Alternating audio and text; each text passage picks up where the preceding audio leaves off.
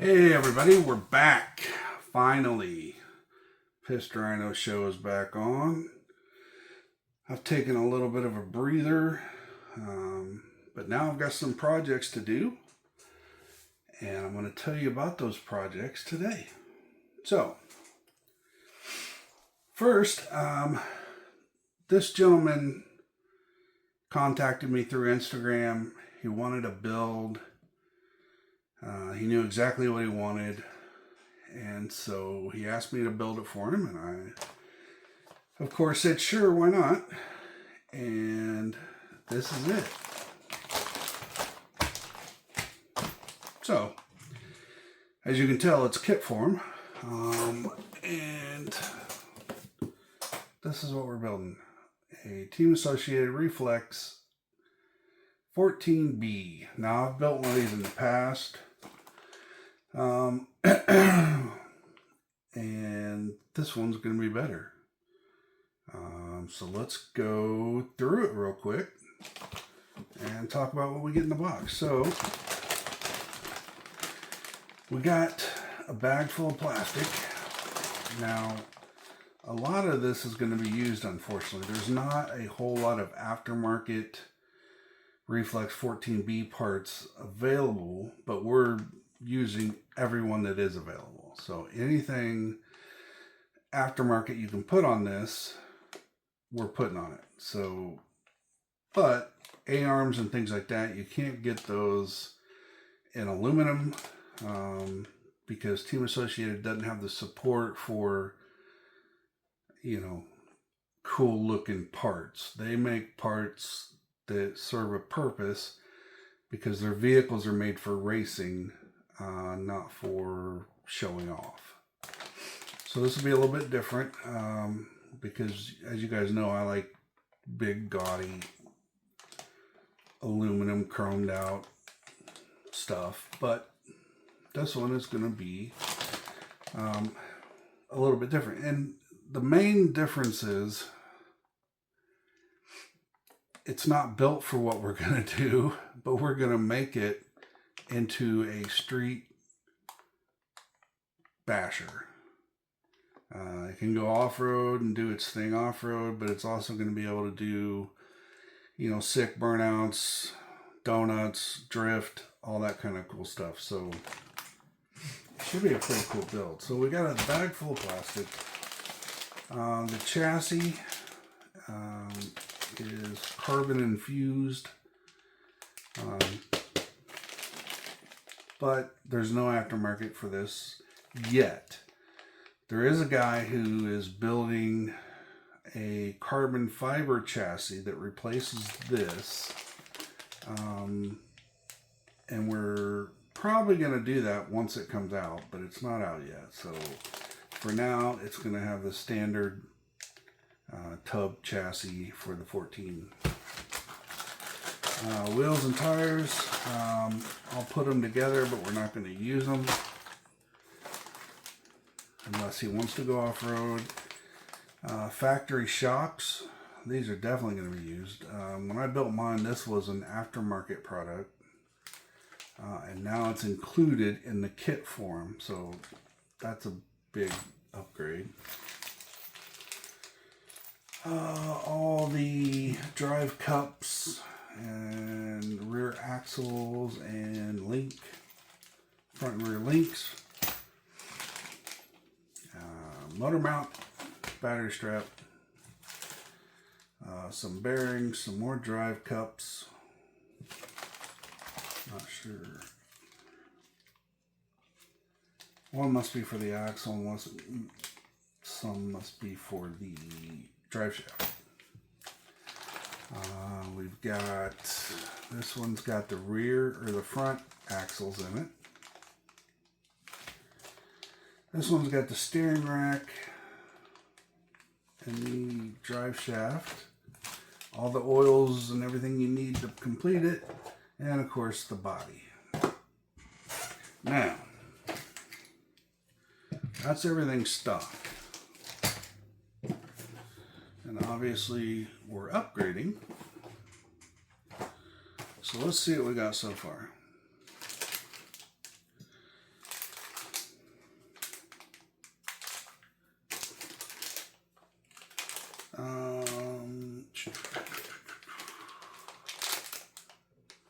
yeah, so WST, he designed a servo mount for the micro servos to fit.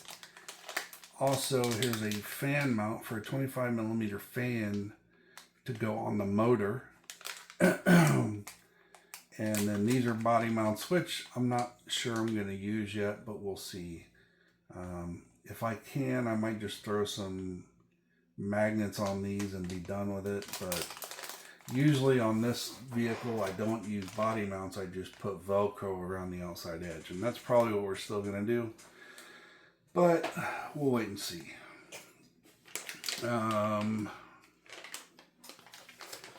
Next up is Exotek stuff. These are the, I think these are the rear hubs. No, they're not. These are the front C hubs. These are the steering hubs. So these all go in the front. And then somehow they're separated from the other part, which I'll show you here in a minute. So these are Exotek Aluminum. Very great products. Great products. Let's see here. Oh, there they are. So here are the rear hubs. Rear hubs. And they tried to mimic the factory team blue. It's a little bit off, but I think they did that on purpose too, but so you knew it wasn't a team part. We got titanium turnbuckles.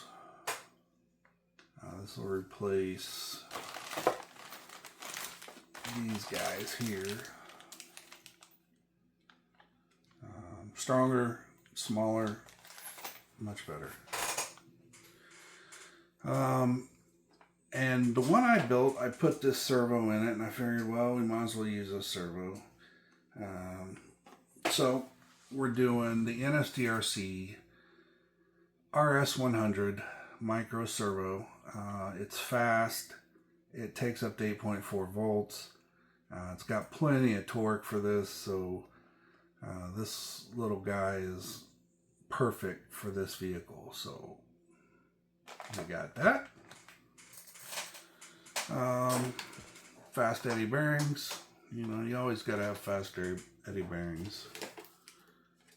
Oh, yeah. So these are the steering bell cranks by Exotek as well. Pretty good. Now we move on to Xtreme Racing. So Xtreme Racing does all the carbon fiber. So here is the new steering link. Here is the rear shock tower in carbon fiber. Here is the front deck, steering deck.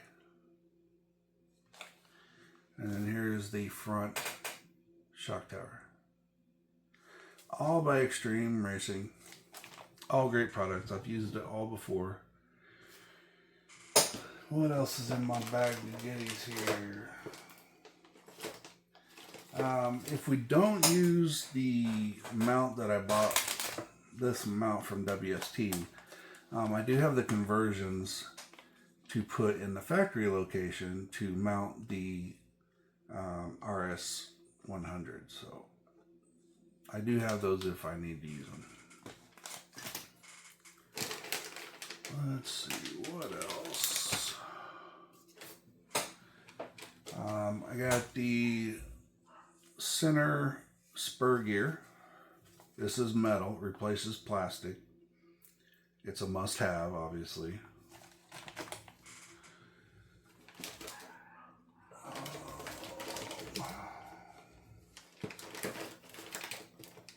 Let's get this stuff out.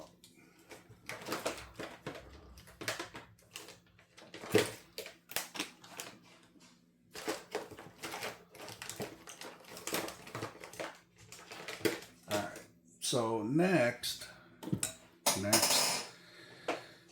these are their street tires. So these are Tokyo Speed Radio Control. Of course, these are Amazon specials, but they're the best tread for street bashing. And we have some aluminum raise wheels. T47s, I think is what they're called, T37s. But there you go.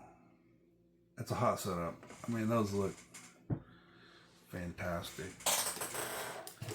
The color combo we're going on this is just black. Black carbon fiber. It's going to be a stealthy build.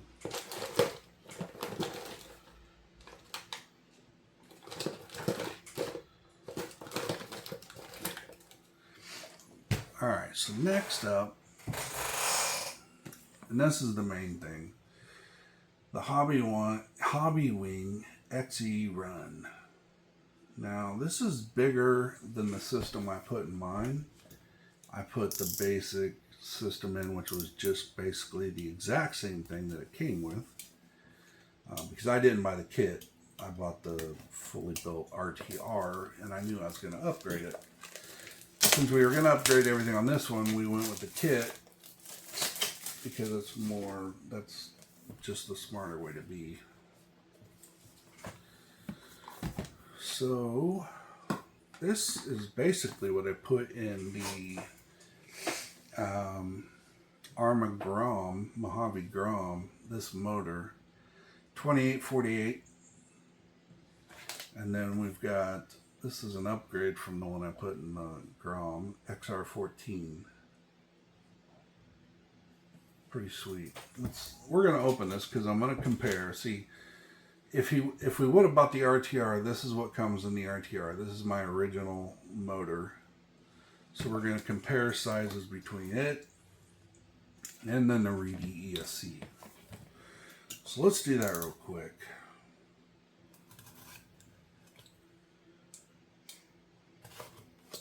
Now, this one's going to take a little bit of time to do because it's kit form. So you got thread, every link, you got to, it's just a lot more time consuming. But it'll be fun. We get to set it up exactly the way that we think it should be set up. Get to make sure all the grease and everything is proper. Of course, I'll be using my Cow RC grease. But other than that,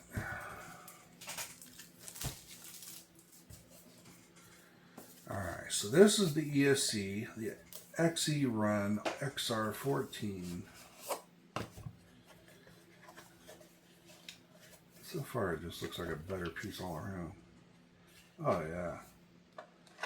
This is trick. This is a little trick little ESC.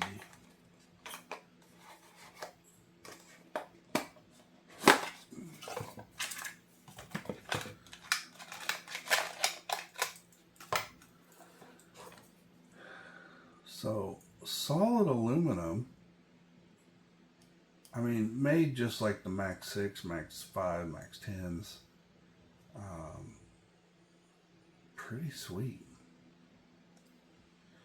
So if you compare the two, it's taller, but slightly smaller in footprint.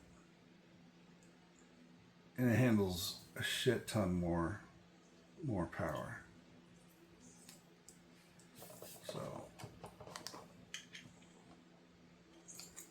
this is a huge upgrade, huge upgrade. I can't imagine what it's going to do. It's going to have top end speed plus power. It's going to be a little, it's probably going to be tuned down. We're probably going to put some small pinions on it, just because it's going to be outrageous as far as speed. So now 2848.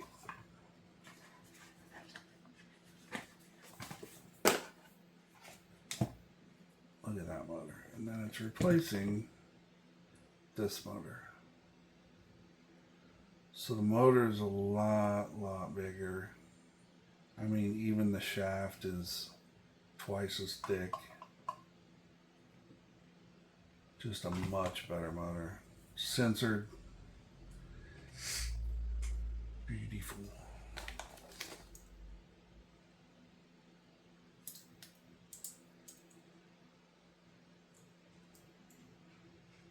I don't know where you run this. I don't think this is censored. It has to be. Oh yeah, it is. Okay, so yeah, that's the combo that's going in there. It looks tiny, but this is a 1/14 scale, and this is, you know, close to a 1/10 scale setup, so should be rad.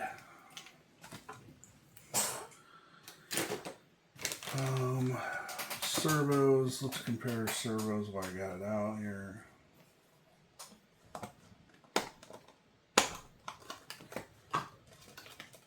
You're going to see the servo is much smaller. You know, and that's another thing. We're saving on weight. Going to carbon fiber instead of plastic. The only thing we're upgrading to aluminum are the wheels, which the plastic wheels are pretty heavy too. But look at that. Look how much smaller the NSDRC servo is. And it's more powerful. It's faster. It's pretty much anything you can need in a micro servo. Pretty impressive, right? It's amazing how that stuff works out like that. As for the body, we're just going to, this body is going to be clear, and then we're going to have stickers on it, basically representing the parts that we have in here, like Hobbywing, Xtreme, stuff like that. So it should look pretty cool. It's going to look great because everything's going to be blacked out. I don't know. I'm excited about this build. I mean, it's a simple little build, but yet it's not. Just for the fact, I mean, I'm used to building large scale chassis up, but the smaller scale building chassis up, well, I guess, I don't know, I build crawlers chassis up, so it shouldn't be that big a deal, but it will take a little more time.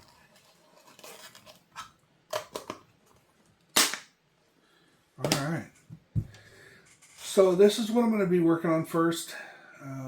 Coming back from my hiatus, I really just kind of wanted to take a break from RCs. I've been building so many, one after the other, and it just kind of wore me out, or burnt me out, because honestly, I didn't feel like building anymore. But now it's been a while. It's been all summer long, basically since February, I think. I'm not sure, but so I'm glad to be back. I'll be posting videos of this build, and then after this build, I've got one more build scheduled. It's another team associated car, but a drift car, the DC-10 competition drift kit. So this is a kit too. I'll have to build it from the ground up, and it's going to be awesome.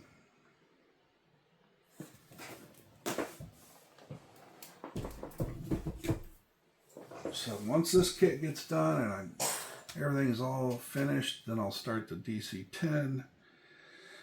And then by that time, I'll probably figure out what I'm going to do next. Not sure. It's up in the air. But for right now, this is what we're going to do. And I'm excited to get started and make the best RC Reflex 14B we can. With that being said, thanks for watching, everybody. I appreciate you. I'm glad to be back, and I hope you're glad to have me back. And we'll watch this series and enjoy what we do here. So, thanks, everybody. Have a great night. day, night, evening, whatever. See you later.